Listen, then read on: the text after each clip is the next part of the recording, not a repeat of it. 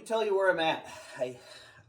I don't know if I updated you recently on the head. The head is out.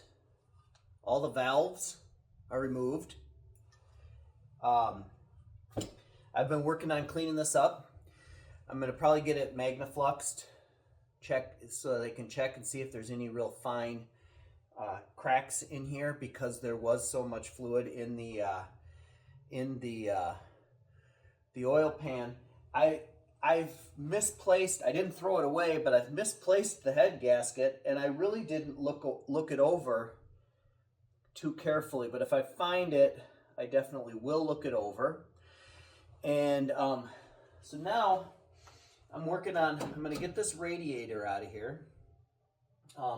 I have a friend who's got an engine a cherry picker, and I ordered an engine stand. So I'm gonna pull this engine out. I'm gonna get this on the stand. I ordered a different cam. It's a little bit more of an aggressive cam, but it's not. I'm not making a race car here. Just giving it a little bit more power. From what I understand, you can get a little higher RPM out of this one.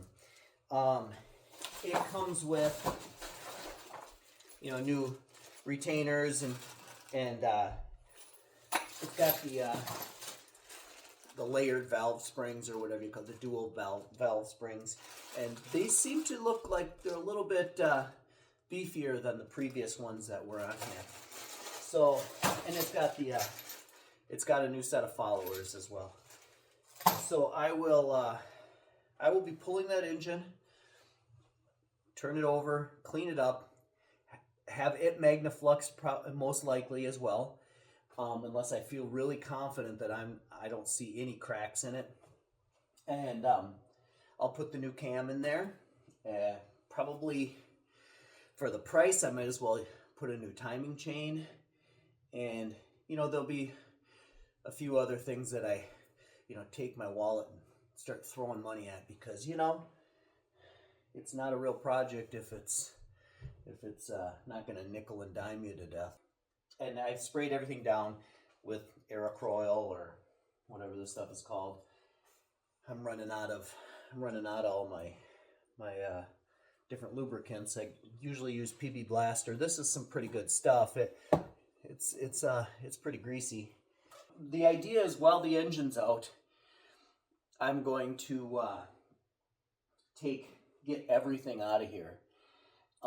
If I can't get it out, wires and that, I'll mask them off, clean out the entire engine bay, and paint it. I'm going to paint it the color that I intend to paint the car, which is a teal. And it's more blue, but they call it teal blue from the earlier MGs. Probably have you come closer and take a look here. So I'm going to remove this upper radiator hose, which has the thermostat housing is attached to that. I can clean that up, as well as get that spray painted, make it look like brand new. That all needs to be cleaned up. I have new gaskets, so yeah, that's there's been some guys in here doing some work at some point. A lot of RTV. All right, so here's the deal. I like watching guys work on things, work on vehicles, work on projects. I hope that some of you out there like watching this. If you do, make sure you do the free stuff that all the video guys ask for, all the YouTubers ask for. Do the thumbs up, do the definitely subscribe. Those things help me to know that maybe you want more videos. Let me know in the notes what you think and what your ideas are for restoring this old car. I'm not a professional mechanic. I've done a lot of different things with vehicles. I've rebuilt some motorcycles and that, but by no means professional. So if you're if you want to put anything hateful in the notes, it'll be lost on me. Feel free to put things in the notes, though. I will try to read them, and I will try to do what's best for this old Brit.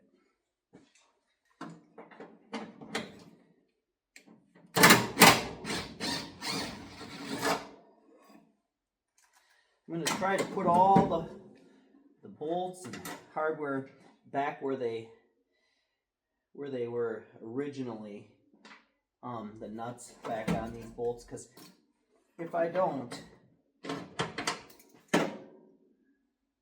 wow, we even got some different size stuff going on down here. Yeah, if I don't put them all back, I for sure am not going to remember.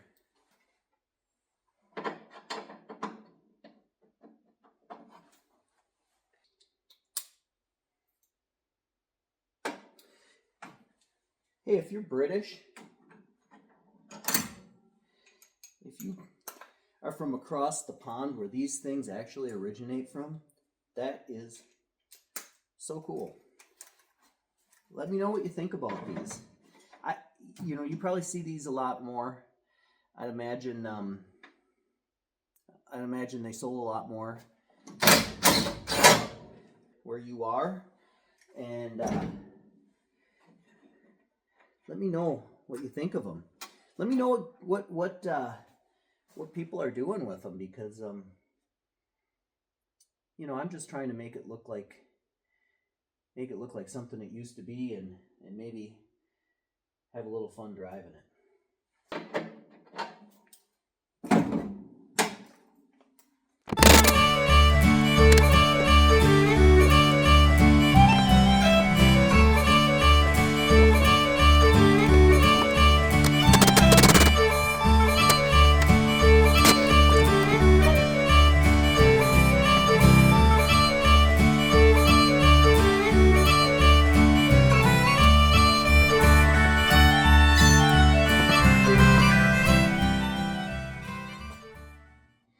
Well, if you saw where I put my channel locks, yeah, go ahead and message me that. Maybe together we can find them. They got a red handle.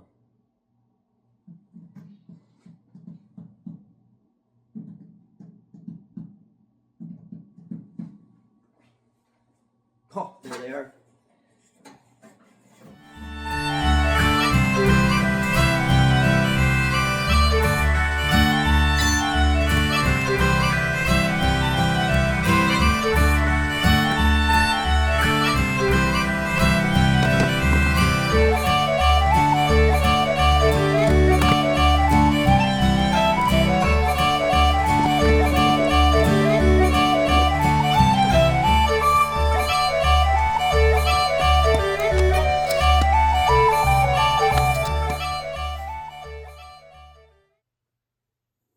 All right, so this is where we're at.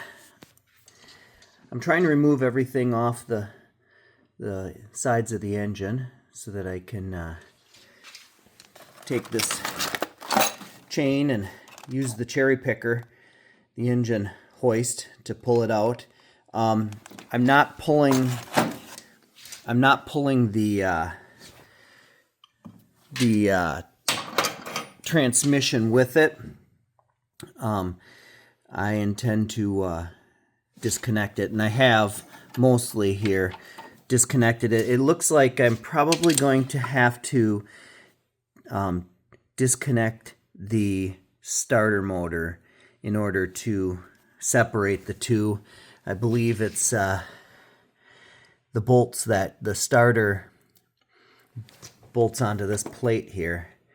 And this plate is with the engine, separate from the bell housing, but it looks like these bolts down here for the starter motor, they go through the two, and I'll have to unbolt that, which is kind of unfortunate, but as you'd expect when you're pulling an engine, there's lots of things to remove. I've been removing wires and that so that they're no longer attached. you know, I'm doing the thing where I go, yeah, I'll remember where this wire goes. It should be no problem. These wires are so old. Yeah, looks like it's cracking a little bit there. I'll have to fix or replace part of that. A whole wiring harness, you know. You can totally buy the parts to rebuild these cars.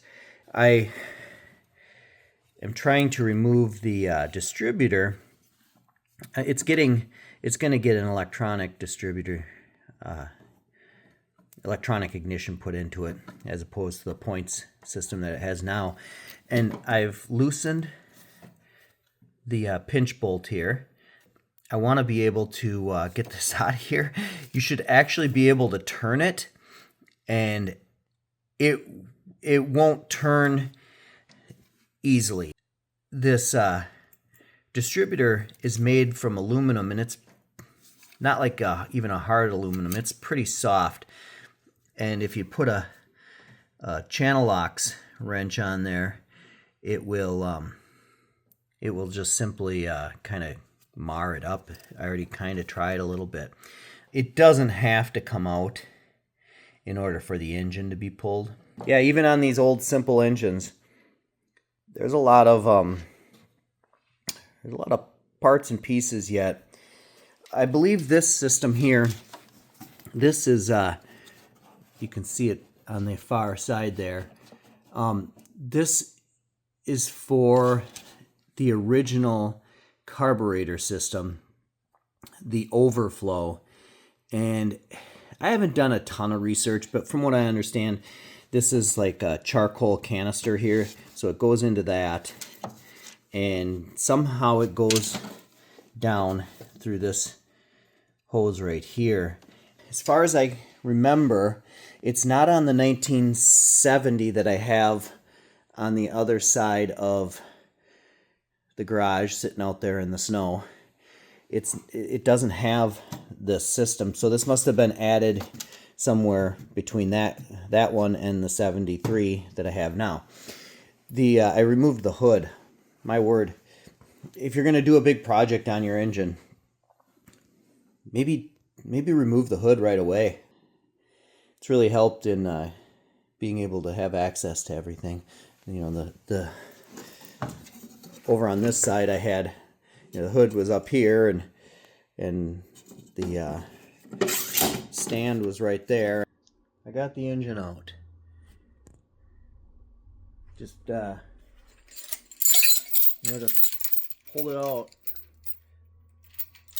by this chain. Of course, I used, you know, an engine hoist, as you see back there.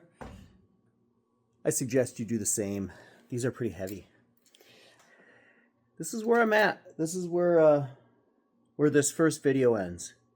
So, you know, if you like this video, make sure you give it a thumbs up. Let me know in the notes if you have any ideas for the car. I don't exactly know what I'm going to do. I'm thinking that at the very least I'm going to pull all of this out and probably repaint the engine bay. Shouldn't need any of this charcoal canister or anything like that. The new carburetor doesn't use that. I have half a mind to take this car completely apart. Use this opportunity to totally redo the body on it and repaint it. Not exactly certain what I'm going to do. I'm kind of opting for the full redo.